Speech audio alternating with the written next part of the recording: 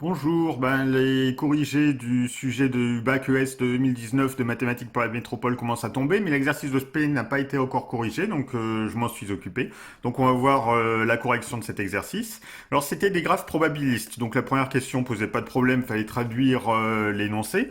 On trouvait donc le graphe probabiliste facilement. Pour la matrice de transition, c'était pareil, il suffisait de lire sur le graphe, on trouvait grand M égale 0,8, 0,2, 0,4, 0,6. Attention à la question 2, fallait juste faire attention que cette fois, on ne commençait pas à 0, c'était pas P0 le premier terme, mais c'était P1, puisque c'était le nombre de jours et on commençait au premier jour.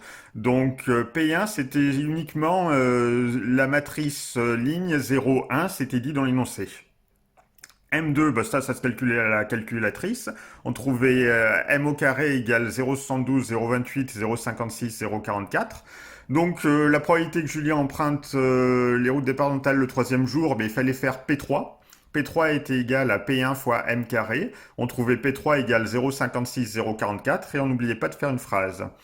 Pour la question 3A, du coup, il fallait utiliser la formule du cours. Il fallait dire Pn plus 1 égale Pn fois M. Et si on savait développer le produit de deux matrices, on obtenait dn plus 1 égale 0,8 dn plus 0,4 rn et rn plus 1 égale 0,2 dn plus 0,6 rn.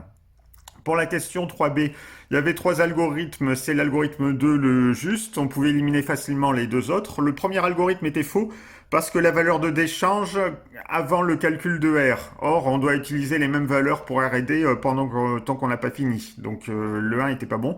Et le 3, il était faux, c'était évident parce qu'on commençait pas par n égale 1 mais par n égale 2. Donc il restait que l'algorithme 2. Pour la question 4, là on continue, on fait Rn plus 1, on reprend l'expression de tout à l'heure.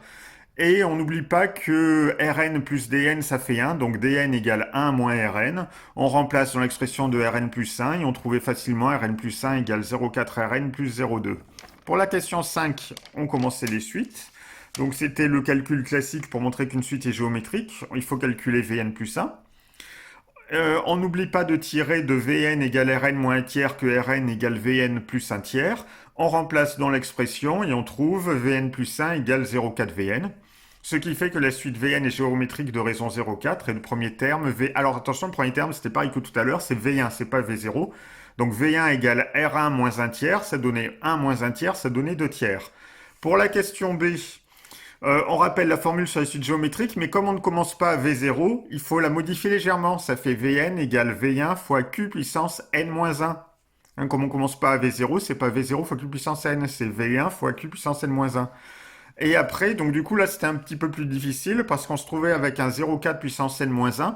Et 0,4 puissance n-1, fallait se souvenir de ce qu'on avait vu au collège, c'est 0,4 puissance n sur 0,4. Une fois qu'on se souvenait de ça, c'était pas trop compliqué, mais bon, c'était un petit piège quand même, c'était pas super sympa. Pour la question C, il fallait calculer la limite de Rn quand n tend vers plus l'infini. Alors on rappelle que la limite de 0,4 puissance n quand n tend vers plus l'infini, ça fait 0, car 0,4 est compris entre 0 et 1. Et on trouvait que la limite de Rn, c'était 1 tiers. Donc comment on l'interprète? Eh bien à long terme, la probabilité que Julie emprunte la voie rapide est 1 tiers. Voilà, j'espère que ça s'est bien passé pour vous, que vous avez bien profité de la fête de la musique et je vous souhaite de bonnes vacances.